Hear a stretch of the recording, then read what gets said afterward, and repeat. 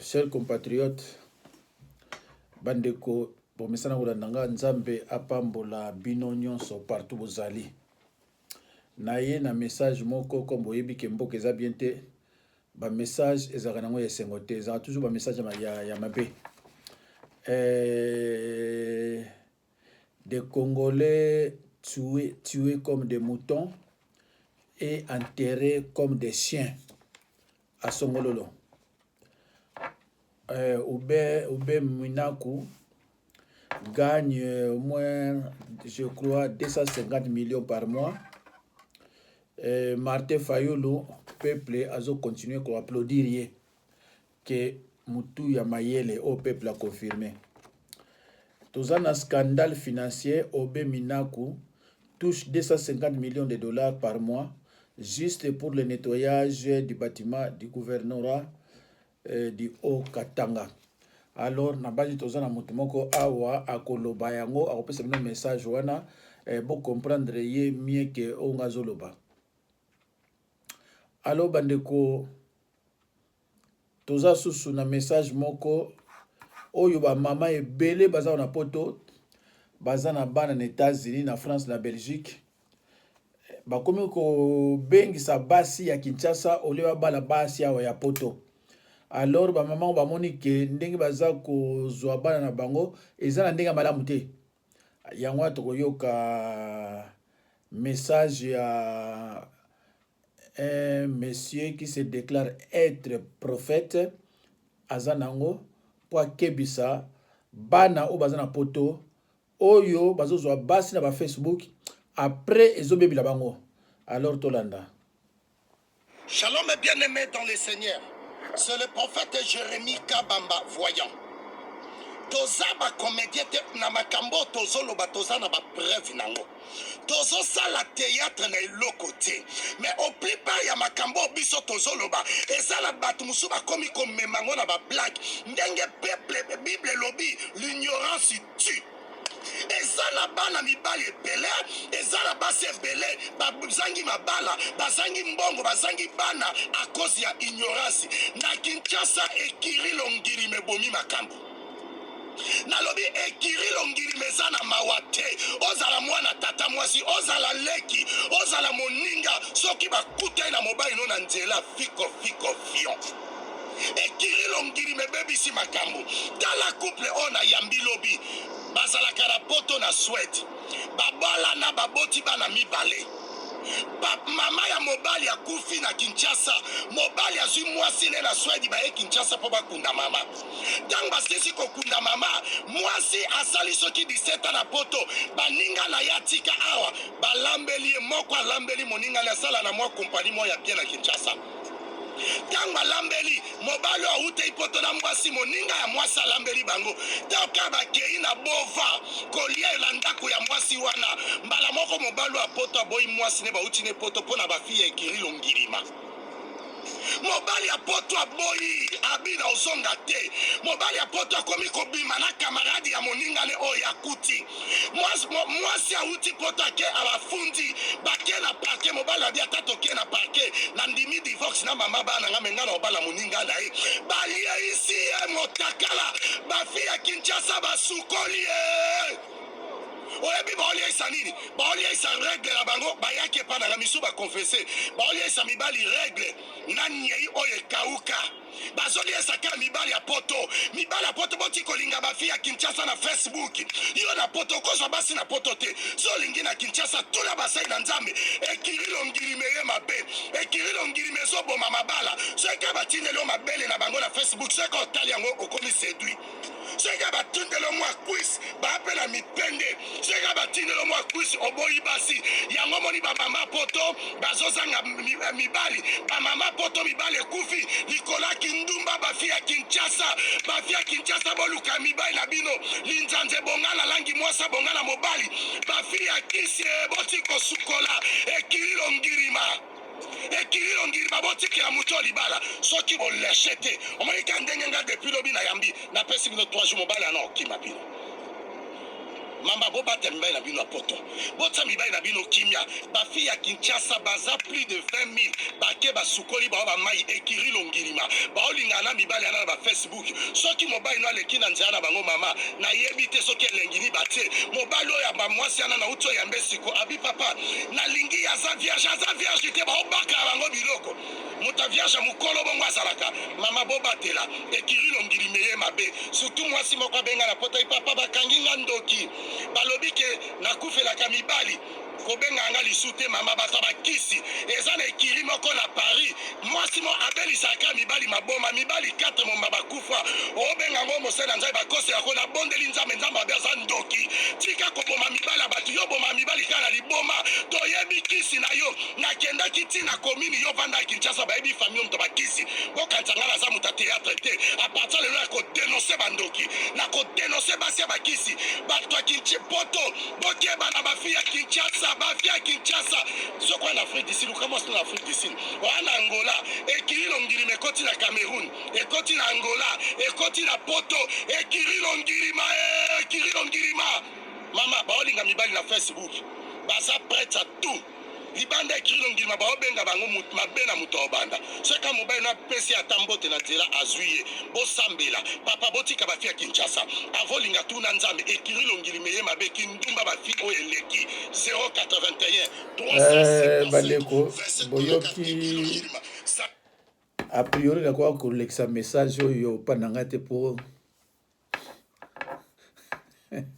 eza na bamomoko nayoka yango te nga mais ye alobi aza prophète lokola aza prophète bon tika tolekisa yango nga mpe nayebi bamama oyo bana bango baza bavictime na makambo oyo alobi ekozala esengo mingi bamama yango batindela bana bango video oyo bayeba ke bakebisi bango soki lokili longili basoki nini ndenge yazoloba kombo wana bon alo bandeko tozo continuer na makambo na biso nanu tokotia bacommentaire na suka botala kaka mwa mboka na biso ndenge ezali alors bolanda o bandeko na ngana kombo na ye société sengeli boyo bakena na carnet de voyage na ye reporter ya JT de Boulola Jeringala a constaté ba condition ya mabe na hôpital de référence ya territoire ya Lomela kuna na province ya Sankuru parce que mawabo ni mateke to la plein 21e siècle ko kamwa bozo ba détail nyoso na reportage ku yaya tala bien awa tozali bongo na territoire ya Lomela na province ya Sankuru tala yo moko libanda awa ezali nde hôpital de référence ya Lomela ko kamola nenga de fois te kota na kati yo moko tala maternité oleli ebele te ba condition ba mbetu bato mususu kutu bazola la dede na mbetu po bato bazobote ebele hôpital eza mukie okolala wapi okotia lokolo wapi pasi mpe mawa tala sikoyo esika basi babotaka engai ye na mbetu ya libaya kaka nde bozali komona pasi mpe mawa ebongo peze tala esika basi ya zemi bamataka kilo okolela ebele po modèle ezali na bacondition ya mabe pardon monsieur pardon madame yo moko lukela yango kombo ebongo couveuse mpo na bana oyo bazalaka bongo prématuré ezali nde mal omoni tane bafongoli yango mwana na kati na se batie ma ya moto pasi mpe mawa okondima teka tozali en plein 21e siècle nzoka nde tozali en plein 21e siècle awa sikoyo bozali kozwa bainstallation hygiénique ya hôpital de référence ya Lomela tala yo moko deux portes pour la tata pour la maman ba porte ezate epola kota siko na kati okoko sanza okoko kwa na tension okufa okei po solo ezo bimisawa pardon monsieur pardon madame bino mo lukile yango kombo po to luki kombo ko benga ngo ti sikoyo ezali komona na te kasi hôpital opene ezali komona yango boye ezali nde entouré na ba érosion kili donc population o ba ozobation na bango awa na baso babotaka awa bazali komona nde kimona meso bazali ko vivre na danger permanent po hôpital ba condition malonga te ezabeli lisusu entouré na ba érosion neto ya Congo na lopoto balobaki la santé n'a pas de prix kasi oyo ezali kosalema na province ya Sankuru na territoire ya Lomela et surtout l'hôpital de référence oyo ezali kokamwisa na nenga de fois te toyebi te ezali liwa ezali pasi ezali kindoki koloka to nini parce que la majorité ya baressortir ya province oyo basika bongo bafonction minene na mboka na biso na régime oyo euti koleka ya Joseph Kabila Kabange me kokamwa chez bango moko ekole ya malongo eza te hôpital ya malongo eza te nyonso mabe banzela epola mabe na mabe boye ezali kosala malamu mingi te yango tokosenga bongo na ministre ya santé Docteur Etienne Longondo bambongo ezali komebele mpona makambo ya covid kasi kotisa mpe demande na gouvernement de façon ke na province ya Sankuru bahôpitaux etongama na condition malonga mpo epermetaka population bafanda na kote oyo bazwaka basoin de santé ya kitoko wana nde ekosala moma na eloko moto alobaki la santé n'a pas de prix soki akomi na hôpital de référence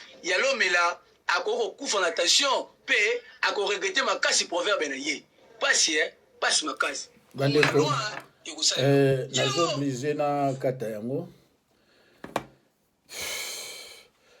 est-ce que bandeko il faut na continuer komona makambo ya boye mpe nalakisaka bino yango ou bien il faut na kata parce que biloko ya boye eza benisa te mboka oyo bazoloba eza na mbongo ebele il faut vraiment toza na situation ya boye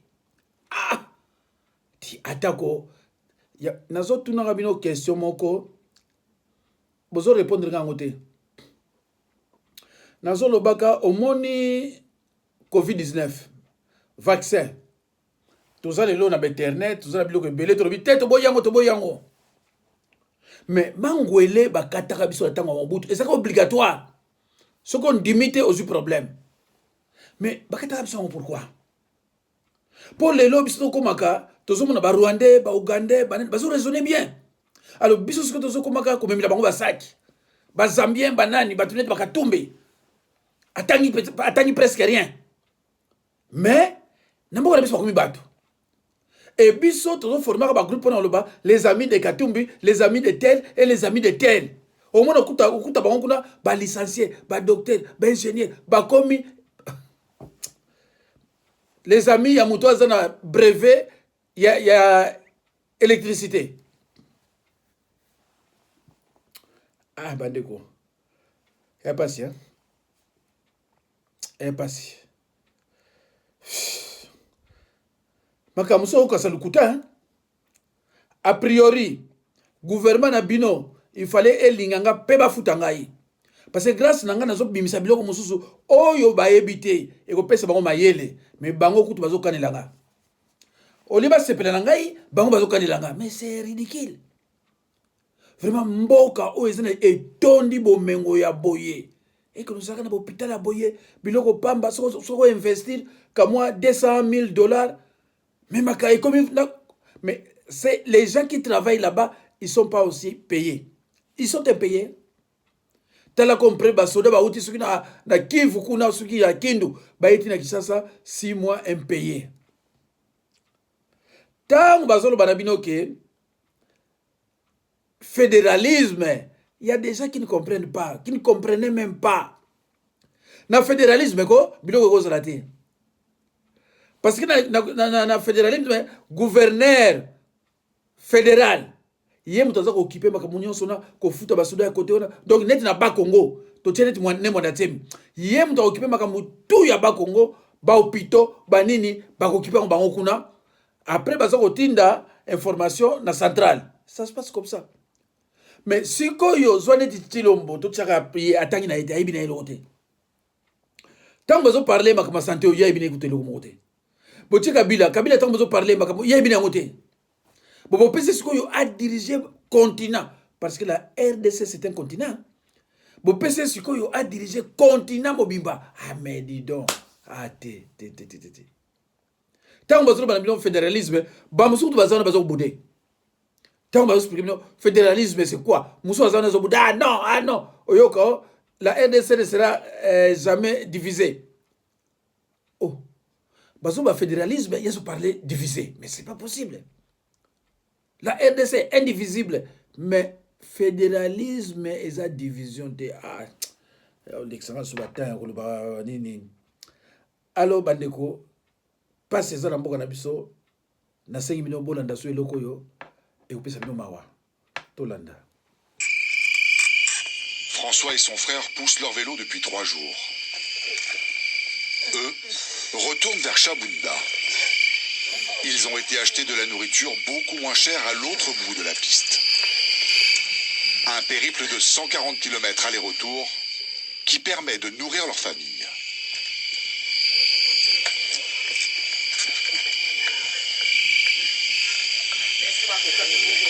Je transporte du riz, d'huile et des maniocs sèches, y compris aussi une coque. Il est vivant? Oui, ça vit. Oui. Il y a combien de kilos sur le vélo là? Le vélo, c'est 250 kilos. Le Congo, ce n'est pas un pays à vivre. C'est mieux de quitter ce pays. Ça, c'est un pays à souffrir. Même les enfants souffrent. Puisque nous manquons les leaders de bonne volonté.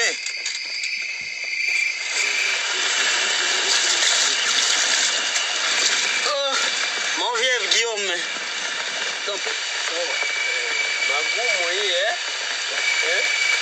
C'est quoi là, François? Non, notre huile est tombée sur le soleil et je crains dès que j'arrive chez la maman, elle va me frapper. Vous croyez que j'ai fait la vente d'huile en cours de route? C'est pourquoi j'ai ramassé ça. Et ça, nous avons mangé ça. Nous avons consommé celui. Ça sert à éclairer ça? Oui, ça doit nous aider un peu ici pour ramasser l'huile. Et moi, je travaille à l'État congolais. Je travaille à l'Institut supérieur de développement rural. Mais voyez, avec un salaire vraiment très dérisoire, nous touchons 20 000 francs par mois. François et son frère croisent le camion embourbé de Junior vers une...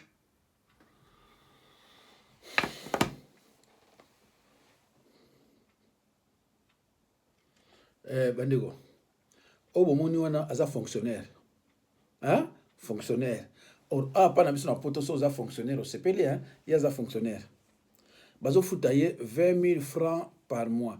Ndeko tcha 20 000 francs wana par mois, ils ont payé ça combien? Je crois nandimite ke ko même basa $100. Enfin na habité hein, bino to yebi. 20 000 francs congolais et ko combien? Donc basali 140 km ezali tuta longwe na Paris ti Amiens.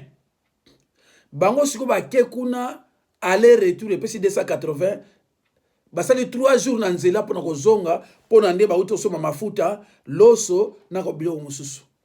Donc nzala donc so beta ba ma bena kacha nzela ya wana muna ba mususu akumna ndako muna ba bundina madame. Parce que soit quelqu'un va passer son dans nzela ayesu wana yo madame wa merdeye ali bagari bimipe pour gagner comme moi passe pour appeler ce mois-ci à question. Ah bandeko. Donc batu oyoko baza bandeko yangana bino zolandanga. Batu bomoni bandeko yangana bino. Bomoni hôpital ya soki clinique sur hôpital. Bomoni on est allé hein. Bon siko soki yo bala mwasi mundele to mobali aza mundele na banzi biloko bobo na ndako tala mote parce que mobali wana ko na valeur ta mukite mwasi na mundele ko na valeur ta mukite tango tel hôpital au basi bazo lo bota pa bazo mata kilo pa bazo cha mwana oyo abota bisiko prématuré na se batie ma ya moto donc ah là là donc tango mundele azo lo biso za makaki yoko wanga na polani tango balobi ke yo nanga to ba makako to wanga na polani ni pour bo sa vraiment biloko fo mundele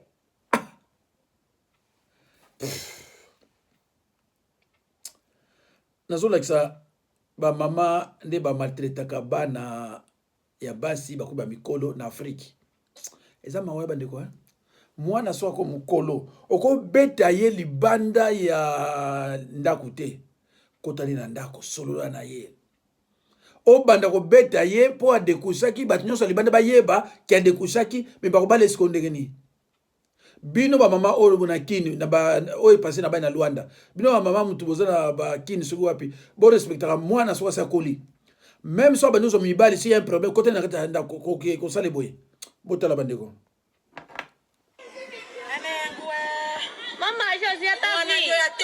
kuiza kwa. Tavi mama, tali.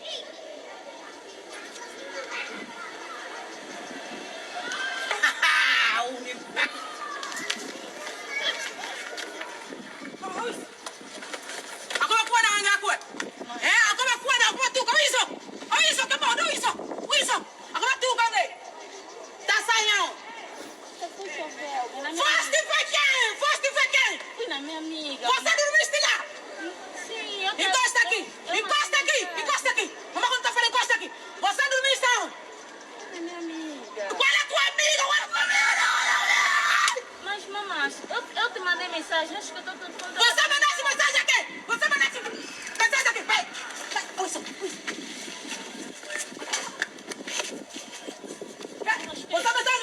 mensagem aqui!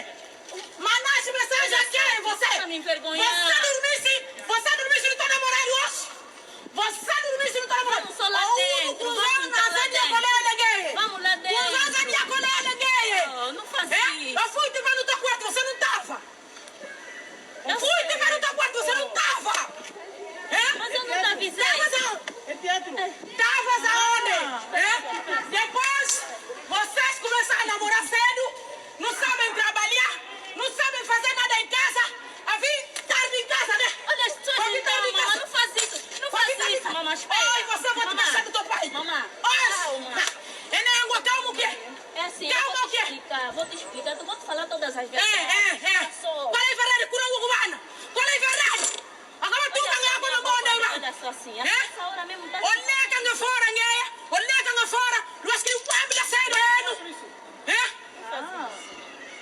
Hoje um pai dor de cabeça, não querem estudar. Tens razão. A mãe paga a universidade, vocês o dinheiro a gastar. Afinal de contas, passar esta noite no teu namorado. Você já sabe fazer dever da casa, você? Já sabe fazer dever da casa? Hoje você... Vem. Senta aqui. Senta aqui. Vou sentar. Senta aqui. Senta. Você... Hoje... Ou não mamão nos acusar, ou nos acusar. E assim mesmo tá me fazendo isso, tá bom? Bora, assim irmão. mesmo, com um monte de gente. Qual é a gente? Qual é a gente? Vocês começaram a namorar cedo, começam a me fazer envergonhar aqui no condomínio.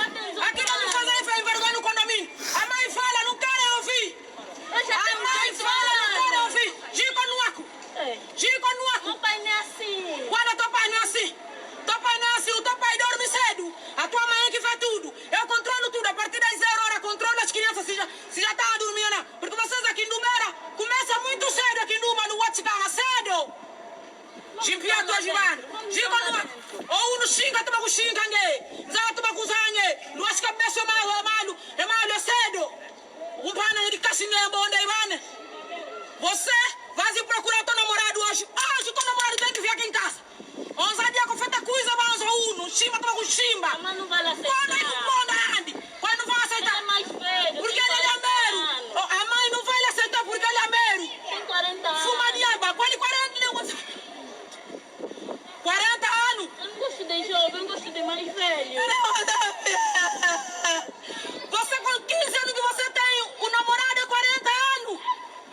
Amor, não tá na idade. Fui-de. 40 anos. Você vai em casa, vamos. Vamos. Gira a câmera, irmão. Bandeko, bobazuru na ki portugais. Moi to comprendre biso vraiment exact. Alors tozonga sikoyo na makambo na biso mais bino moto bosalaka bato ndenge wana fo botika bato bobetaka bana bakoli ndenge wana na miso ya bato eza mpena malamu te bon tokena tomona na biso bahistorique ya bakambu na bapays mais oyo ya RDC eza tellement spécial ezopesa na balarme aux yeux donc tozokoka su kovivre te na bapapa na bana biso nyonso tokomi article kel mutu na mutu aza na age akomilukela te tala neti bana oyo na bapays développé baobotola bango bapara bana oyo baoteka mateme et c'est normal. Est-ce que bango ba na miso komona te ke tozo souffrir? Est-ce que pena mwana âge mwana ata même pas na 10 ans à cause na 9 8 et demi mais moi wana azoteka tala kafumba na nini na bassin ya mapa azoteka. Donc c'est horrible. Hein? Il a dit, si ceux qui ont l'obaki, papa, ça là que sont l'obaki, tous ceux qui ont la minore, la binomo batubobonga, il avait dit, il a fait. Car binomo batubobonga, besoin mona l'obaki a sali, biso batu passe, tous ceux qui ont lipa na zona mona na âge na ngana la lipa zanga bleba, ni mwamba. Et capacité au tata la mwamba 100 fois, c'est anormal. C'est normal, tous à la batte, tous à la boboyo qui la biso dans le mawa. C'est l'université où tang ici, ba centaine de ba honorable, ba ministre ne parlons pas, tang ici ba minene. C'est là où ça qui dans una makadam, l'autre comme le coin na village. To comme le coin na kananga, to comme le coin na matadi. C'est comme ka jaune ka boye. To so ba côté so ça na makadam ou pas. Bala na biso to yebi ça ba on c'est ça na makadam. Et comme Ranzelo Zara Kabo, tous vivre na passe, tous vivre na misère incroyable. Boyo que la bisoma, boza na baba na mitema ba ime. Bota la sima bozo wa batu, bisika pe boruta ka bosala pe batu pasi. Bobane ko envie boko na ba poste wana. Bota la biso ba te sika botika na pasi ne tozo lela. Moussa Makamuka pour la banane à bino, t'es biso pe toza pe le quoi banane bino. On a des mêmes sables, sans rouge, il y a des sables vertes, des sables noirs, des sables rouges. Tout ce qui est blessé, biso, on est tellement blessé dans Mboka Oyo. On a pour nous refuser, on reprocher, binoté, on juger pe binoté. Mais pour ça, la cas c'est qui est juste. Vous savez ce qui est juste, on souffre tellement. Mboka Oyo, tozo nyoka ma tellement. Tozo mi rozanga ne sika ko boire soy parce que mais comme salité foulou. Toloba te soki olobi bakokanga yo, soki olobi bakolandela yo et tout. Liberté d'expression, batengisa biso na classe, na tanga ngoka na classe, na normalité esisaka te. Quand tu veux trop parler, bakokanga munoko, babeti yo masoko fimbu. Et c'est normal. Makam totanga na classe pratiquement tovivaka ngo te. Nga na tangi diamant na classe na mona diamant te, na tangi cuivre na mona cuivre te, mais cuivre ezosala na RDC, makamu nyonso ta na RDC, je n'ai jamais vu ni or. Pays oyo ebimisaka or, mais or ezotekama plus cher. Pays ezobimisaka biloko esalaka téléphone ezotekama cher koleka na Chine. Chine bayaka oyiba awa ti. Esi biso téléphone nga na kosoma na valaka $200 na Chine baoteka ona $25. Mboka oyo ezobimisa ba matière osala téléphone baotekela biso ba téléphone cher makasi. Tokomi wapi? Comment démocratie na yebia? Est-ce comment on a fait la démocratie à yebi? Ceux qui font na yeba ka rosa mama bongo. Comment démocratie a une valeur na ngote? Ba koma ka po ba la ki sabatu ne ba yebi ko koma français. Est-ce pas ça la mama koma na français wana? C'est du n'importe pas lo ba lingala po fulinga les apports ba mo solide des athées. Ba tu ko pe ça so moral na ba français. Ya yebi mo démocratie. Démocratie ça noni. Ba na ya ba no telo ni ya sali ya démocratie wana. Banana pour faire l'honneur à liberté malonga. Atkara bateau bateau diamant on est baïbo défendre. C'est pas normal. C'est pas normal. Bandeko, botala moi petit yo à cause de la agini. Ce qui ban na mika boye. Ba bandiko faire revenir bino la raison. Baza ko expliquer passion ezaka na kati ya mboka. Ah bandeko za maminga. Ya maminga. À 2 reprises, ce pays est géré par 2 chauffeurs. L'un de Pi, l'autre d'État. Ah, vous avez un peu de veste, vous avez salité de moi. Ah, t'es à ma mingi. Bandeko, tout comme. Passé, hein.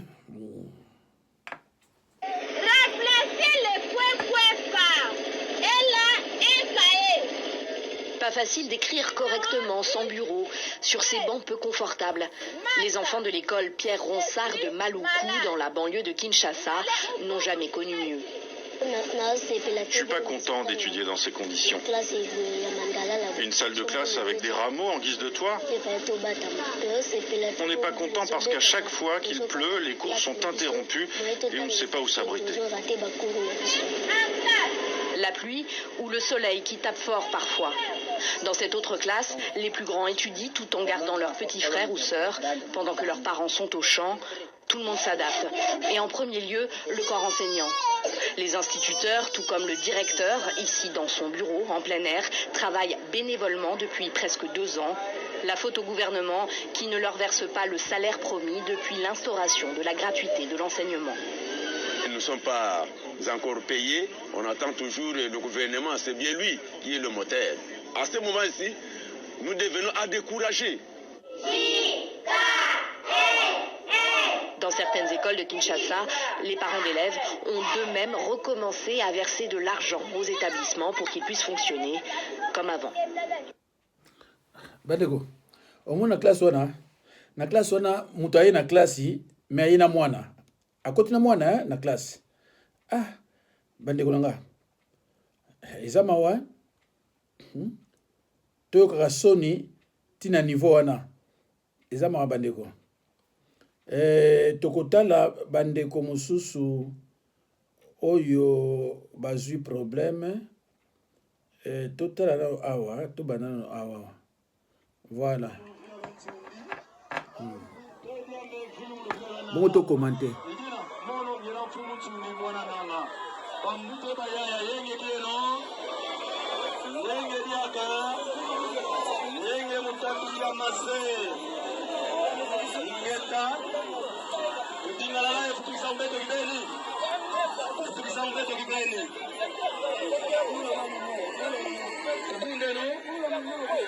Bila kwa kumwendo mkubwa mosi, kujinuana mwafrika iwasila. Ika pulusu mwakongo ya pipa. Siki misami kima meosu mwakongo, wisa ofu mandunguru. Wefu mandunguru ya tuka mzika. Wisa wasalasana imakesa wako, mungisa kunaka mchimu musu mwakongo, wisa ofu mandunguru. Kinkole kia kocha kongo zamani. Zako na tantu za katula. Kala mwekete tselu kwa kukongo. Wisa ofu mandunguru. Ingeta ibobo. Nina mbiekoro mubete kumbu imusitwendero. Mkumbu wa tata Zambia pungu. Ika ngoro za sini ya temo.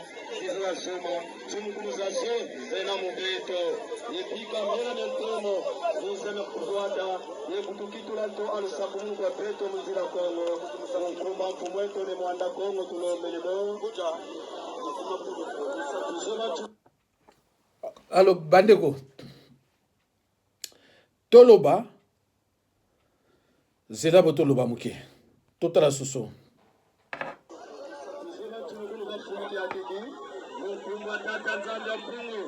Ika mnono za sili ya temo, sizo za soma, chunguru za zon, zena bafungi yaki, wepika mnela ya temo, nisa mafuata kyo, wekitu la kyo kwa misapungu kwa beto mzina kongo, mkumba kumweto le mwanda kongo tulombelebo, ingeta ibobo.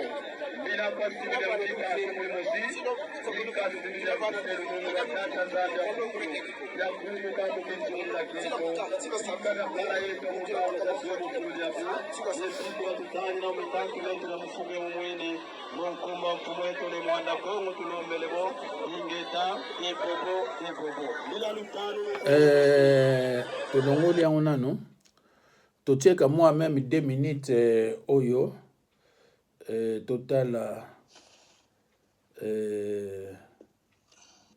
RDC elingi ba Congo te bandeko RDC elingaka biso te ezala bandeko na biso oyo bazali koloba na kati ya ba réseaux sociaux ba soi-disant ba journaliste ba soi-disant toza na bango ensemble ba soi-disant bazoko défendre ba este ba ma vidéo oyo partager bazoko signaler vidéo oyo comme biso bakoma ko signaler biso toyebi te bandeko na ngai ezosala pasi komona ke ba soi-disant ba RDCien toza na bango ensemble mais ba abandonner biso et biso ba Congo tozalaka abandonné yango tolobaka yango ke ba Congo République démocratique du Congo elingi biso te bandeko ya este ba massacre na bango to accompagnaka bango to monaka na ba média biso nyonso tolobaka massacre ya Beni boye to monaka mais botala ba massacre ya bandeko na biso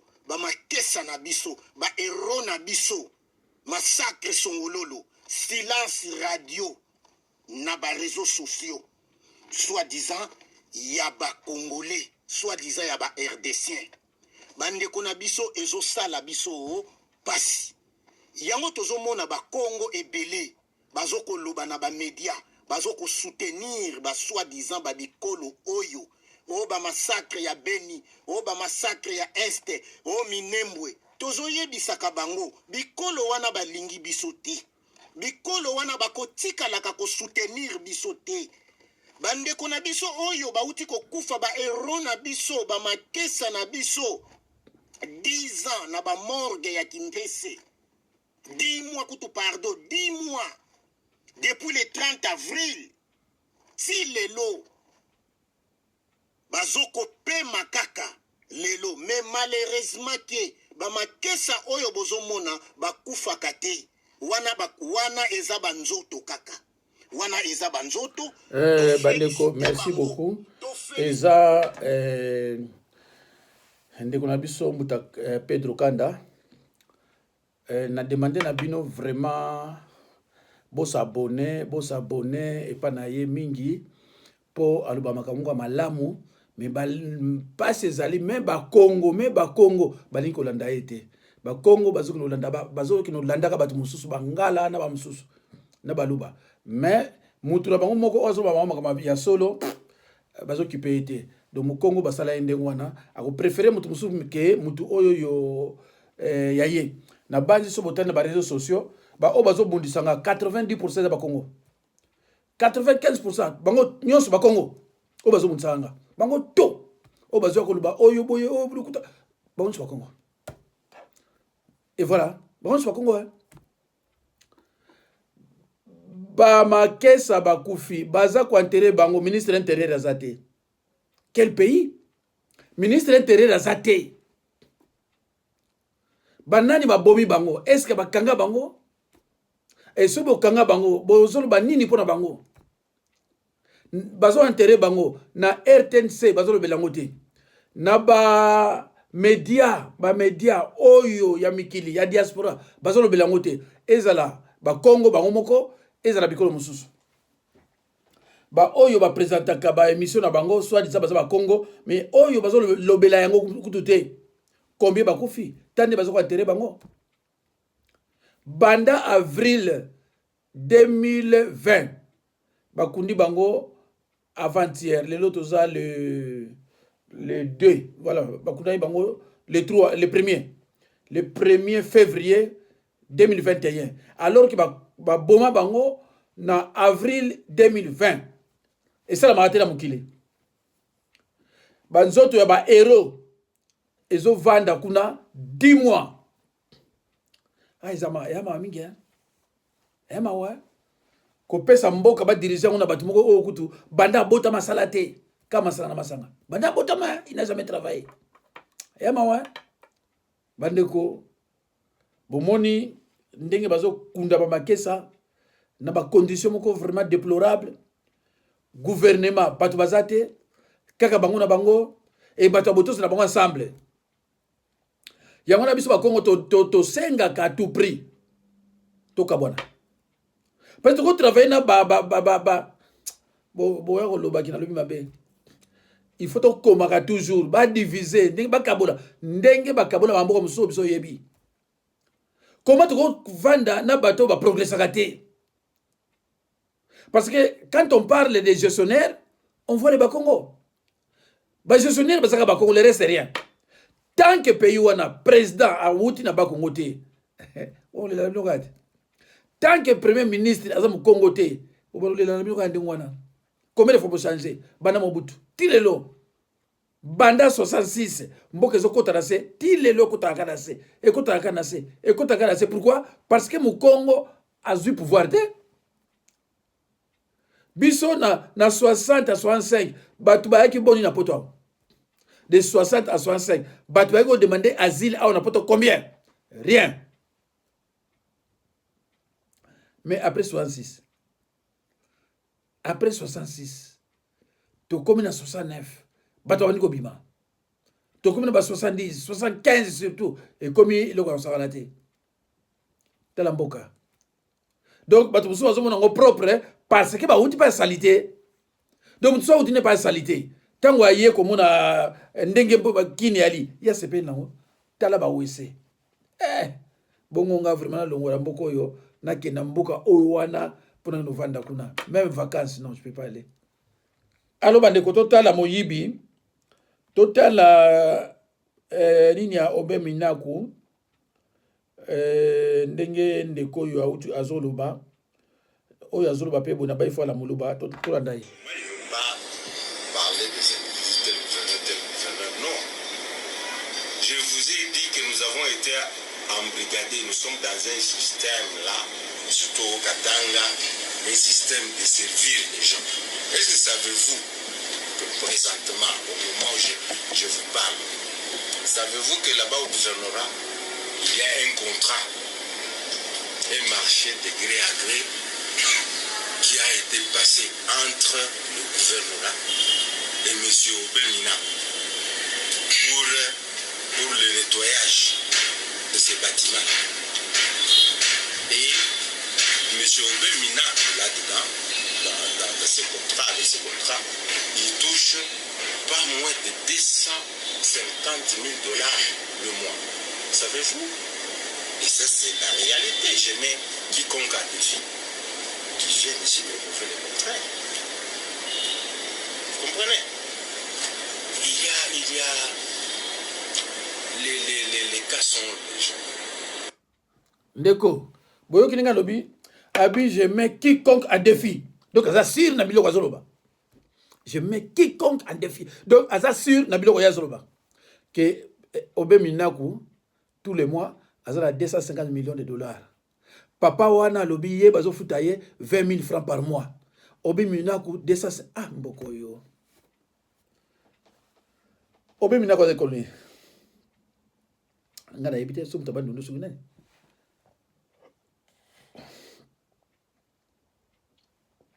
Bande ko tango soka biloko yo el mo zo monete za lukuta. Babi 250 000. Ok, oyo kimbuta yo kana nazo ebiso kimbuta zonga mbangu na mboka na mbongo zonga na kini zonga bakanga yo oyo bapa mbongo yali ozaki mtu apasi awa na Amiens odi oyaka o demander asile awa na Amiens ofandi na Amiens awa obana obeta ba chèque kimbuta ofandi awa na Amiens obana obeta ba chèque oyibi mbongo ebele okobomba na nini na Afrique du Sud oza yo mkote na bakabara na yo tala moyibi mususu Obe Minaku mende na tolobite Obe Minaku ba Edouard Mokolo na tolobite donc groupe moko de voleurs baza wana mboka ezolumba solo ils s'en foutent pas etali bango nzambe na ngai ya passé tala botana loko ndeko eloko ebike kamusinga tala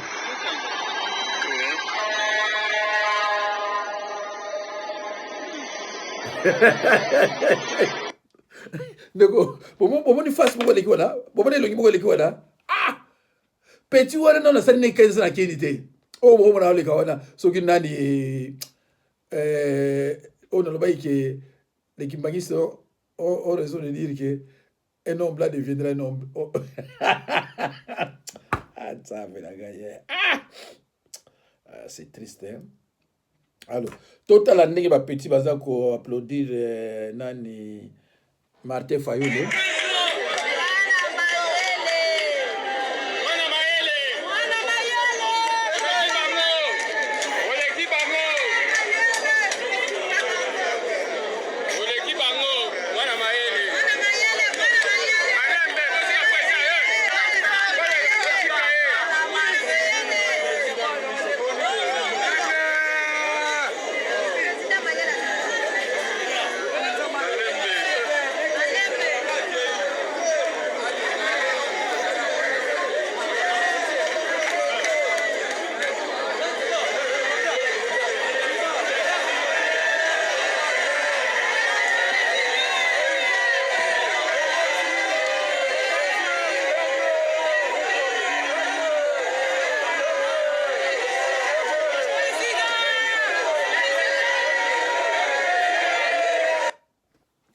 Bandeko, bapesi Martin Fayulu Kombo, mwana mayele. Donc, mwana zoba za quelque part. donc soki babengi mwana mayele donc mwana zoba aza quelque part ngai te nakini mutu alobi yango bwakolandelanga makambo bolinganga naloba te soki alobi pasteur mokoko yo kuna yakini balobi Martin Fayulu mwana mayele donc mwana zoba mpe aza quelque part oyo alobai na biso ke akufa mpona mboka mais déjà yango azokufa te c'est ça le problème hein? Obina okufa mpona mboka mais déjà yango azokufa te toloba te merci bandeko Nabanzi. Nous l'avons nous-mêmes pratiqué au Congo. Vous vous rappelez, lorsque nous colonisions ce pays et que nous coupions les mains des Congolais qui refusaient de travailler comme des esclaves pour enrichir notre pays et son roi. Mais bien entendu, hors de question de reconnaître les méfaits et les génocides commis au Congo. On préfère dire que nous y avons apporté la civilisation, bien sûr. Et on oublie de dire que nous avons également apporté le sida lorsque nous avons utilisé le peuple congolais comme des cobayes pour réaliser nos vaccins contre la polio. Désinformation et hypocrisie, une fois de plus. Et oui, ça ne vous plaît pas, ce n'est pourtant que la stricte vérité.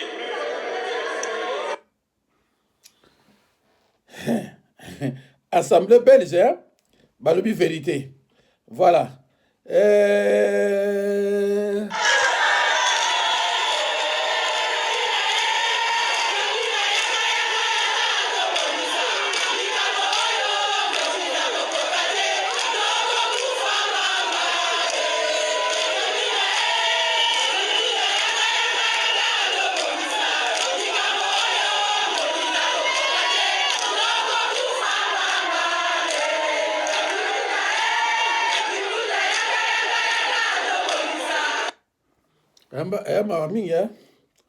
C'est triste, Bandeko. Je crois que Bandeko. Police, bouge pas, je te dis. Le piégeur de distributeur est arrêté. C'est bon pour moi, interpellé. De nombreux DAB de l'arrondissement ont été récemment pillés avec ce procédé. Un système qui empêche les billets de sortir au niveau de la fente de la machine. Ouais, c'est ça, ce qu'on appelle la paupière en fait. C'est une réglette qui est posée sur le dispositif de sortie de billets. Au moment où ils sortent, ils viennent se coller sur un scotch double face. Donc ces mecs-là vont récupérer cette réglette avec tous les billets collés juste derrière. Au téléphone, c'est la cliente du distributeur. Elle a appelé la police parce que ses billets ne sortaient pas. Tant qu'elle ne quitte pas la banque, impossible pour les voleurs de récupérer leur butin. Vous restez au téléphone avec moi, et dès qu'on va arriver, dès qu'on aura le distributeur à vue, vous sortirez normalement, comme si le réel était, et vous mettrez à l'écart un peu plus loin. D'accord ? Les hommes de la BAC mettent rapidement en place une surveillance discrète autour de la banque. Ordre est donné à la victime de sortir. Les policiers n'ont plus qu'à attendre les voleurs. Une dizaine de minutes plus tard, Zizou repère cet homme en blouson de cuir. Attends, j'ai un mec. Probablement, j'ai un mec, je suis pas sûr. Il a un itinéraire qui correspond à rien. Le blouson de cuir noir, jean bleu et t-shirt blanc. Il regarde à l'intérieur de la banque, c'est positif les gars, c'est votre mec. Hein. Il regarde à l'intérieur, c'est bon. C'est lui les gars, c'est lui, veste en cuir noir. 1, puis 2, puis 3 autres clients tentent de retirer au distributeur. L'argent ne sortant pas, les victimes pensent que leur retrait est annulé et changent de machine. Elles sont loin d'imaginer que leurs billets sont en fait retenus par un piège installé sur le distributeur. Fais un passage devant, ça rentre dans le DAP, c'est reçu, ça rentre. Le suspect entre enfin dans la banque. Il fait mine d'aller retirer au deuxième distributeur et s'assure que personne ne l'observe.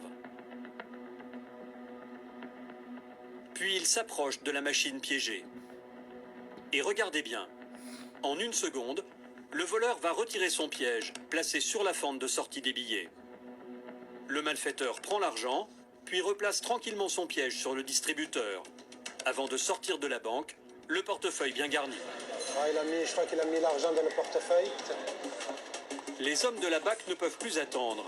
Ils doivent interpeller. Police, bouge pas. Tu bouges pas. Bouge pas, je te dis. rien, mec. Tais-toi, tais-toi. Tu crois que tu vois pas depuis tout à l'heure ou quoi? J'ai rien compris. Ouais. Tu vas nous la faire à l'envers. Tu vas nous mettre la banane de King Kong, c'est ça? Ouais, d'accord. Ndeko, pour na bato bakene na ba distributeur kobimisa mbongo, il faut que la mayele soko moni obimisi mbongo ke mbongo ngo zo bimate luka oyeba ezo bimate pourquoi? Parce que bomoni ndeko wana bandeko wana ndenge mbongo na bango alaki ti mutu wana aye kozwa ayozwa mbongo heureusement bakangi ye. Alors tout à l'heure nous avons Si je suis Louba. Toi aussi tu es congolaise. Je suis pas congolaise, je t'ai dit. Tu es congolaise. Non, alors ma maman est ici. Elle est congolaise. On est la famille congolaise. Qui t'a dit ça? C'est la famille des tantes, ils sont la famille Louba, non? Mais ils sont des Congolais. Ils sont pas des Congolais. Ah, ils sont quoi alors? Ils sont des Moulouba. Mais les Malouba sont des Congolais, non? Non. Où? Ils sont Congolais. Même moi, non, il y a des Balouba, ça va pas Congolais. Même moi, non, il y a des Balouba, ça va pas Congolais. Alors, Bandeko, Bino, Bobenga Mututu, pasteur. So, Monica Mutua, pasteur. Tanet Mutoy, Bobenga sous pasteur. Na pelisi moto kuna na se. Etumba. C'est la consi. Esikisa. Na rebot, na lobi etumba. Esikisa. Consi. Etumba. Alors, Bandeko na banzi komoni eloko yo na YouTube eza ya soni mingi. Mais bino bozo benge pasteur. Beaucoup comment confondre ba serviteur à diable na ba pasteur. Pasteur zanga. O baza pasteur te. Soko ke na église mama moko benga bi papa te na biloko ngo yo ko saka batu ko saka batu. Menga za na makabo bele pona te yango c'est vrai na ko te yango mais c'est trop. Na yebi saka batu combien de fois que on ne programme pas le Saint-Esprit. Mais boyo ko kate. Oh yo ça c'est la magie. Oh yo baza batu monde à ténèbres Satan a tindi bango pour ba ko saka. Oh parole yate. Bible même sauf parole. Mais awa parole les anangote. Alors bandeko na banzi na suki wana voilà, je crois que na suki wana na yebite soki na koki kozala ni loko mususu ya kolakisa. Voilà.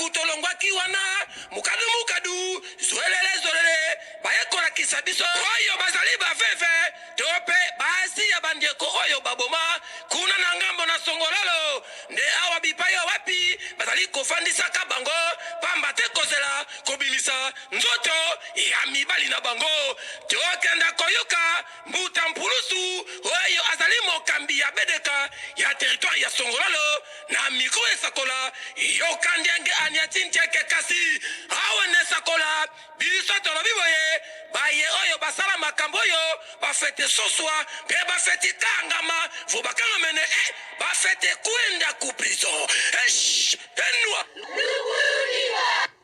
mbo kwa kuku kusongololo twena ye fulu kitwena katuka mu prince kilometre 5 mukwenda ku territoire ku cité ya Songololo fuluki akitwena twena muntoto wasumba ne mwanda nsemi diena diambu dia tomazaya kanavo depuis le 22 avril mumvu utwa vyokese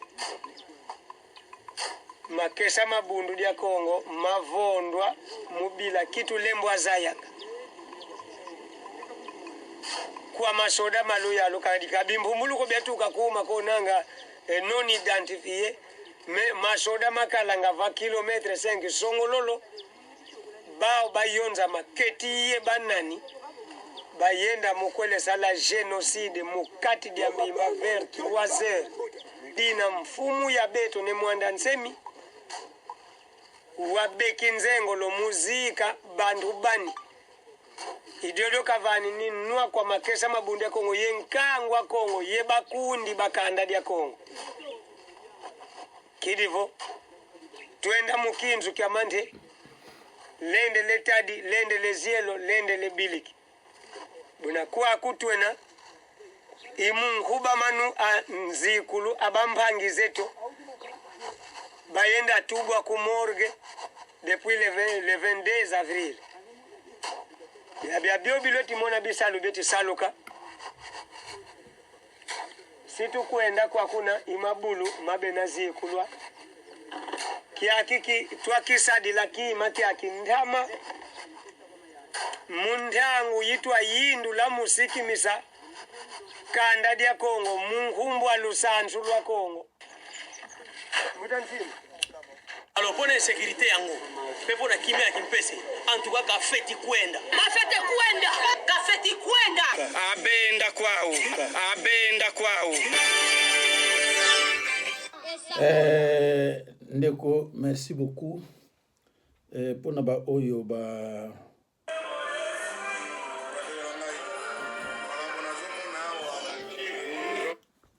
botala bandeko sincère na kati ya bato kalaka Kongo na biso awa na koti na kati ya sincère donc sincère na kati ya bato porte ezokangama porte ekangami na matisko na deuxième niveau na kati ya bato na Goma na okende siko na okota siko Bukavu lelo non la vie est belle mama cessé la vie est belle oyo sikoyo VIP place awa ozomona bato ozomona Goma yango wana bandeko na ngai tokosanaka te kaka ke Kongo eza Kinshasa non Congo eza Kinshasa te Kinshasa Congo eza partout oni soza ba bato o mai laki Kivu boyoka ka laki Kivu yango vous comprenez laki Kivu yango tal au ngana zana sikuna première classe le première classe eza $50 on a kokoma tibu Bukavu comprendre sokoli maboko deuxième classe okikina ba escalier awa ere moko boye na koya na lali na salonge na ngai awa comprendre RDC eloko makasi le président Gilles Makofo omona elengi bandeko na banzi na tieli bino koma image oyo ya komona mboka na biso soki bamboka wana bozomona avant 65 avant 66 Israël bamboka moko osaka nango te lelo oyo soki toyaki na bato moko akogere yango nde biso mosusu toya na biso na poto te. Alors bandeko ni nakotia ya suka na bandi yango oyo po toyoka biso nyonso po promesse oyo tozozela yango banda kala me ezosimba te parce que moto alobaki ke il faut akufa mpona pe ekota na mboka mais moto yango ti lelo azokufa te mais ye alobaki biso ke il faut akufa donc Sabino, Bolanda Malobaya Félix, ce que Félix dit, ce n'est pas ce que Félix fait. Félix a dit que les Congolais bazali ba applaudisseur. Félix a dit sur un lobby, oh, ce qui n'a commis président na état-major na Kivu. Waouh, béton état-major na Kivu. Lelo Mbula combien Banda Félix a commis président. Alors qui dès que les mêmes jours n'a comme président, le lendemain état-major na Kivu. Qui lelo état-major na Kivu ezali? Il a dit qu'il va mourir pour la paix. Alali combien de jours na Kivukuna pour se sacrifier pour la paix. Parce que si Félix a confié l'élo, va attaquer Moutabomi Félix, et voilà, Rwandais Bakokima, Kimia de Kota Namboka Nabiso. Mais ce qu'on demande à Félix, c'est de mourir. Nous, Félix, on n'a pas besoin d'une personne comme Félix. Nous, c'est la paix qu'on a besoin. Il faut mourir vite. Vous avez promis il faut mourir vite pour la paix. Alors que les Congolais ont besoin de cette paix. Il faut mourir mais comment? Vite, mon frère. Comment? Si on perdait Félix, qu'est-ce qu'on va perdre? Les Congos vont perdre rien du tout. Rien du tout. Un matamata de moins. De moins. Alors, il faut mourir. C'est la paix qu'on a besoin au Congo. Ngam na lobi yango te ye moko na yebi boya ko finga ngai ye moko mutaloba akufa pona pe na mboka na biso. Alors nani azana besoin a péter atombola musapi oyo alobi azana besoin a péter atombola musapi voilà comme Fabien Kosonika lobaka dit amen biso nyonso azana besoin a paix muto alobi ki yeso akufi kimiro ya. Alors il faut l'aider de mourir vite. Alors bandeko ngai vraiment bauti kolanda pasteur Mukongo nzambe azala na bino tokutani bongo prochainement voilà donc tokutana na biso ngai nakimaka bino te voilà oh la bonne go.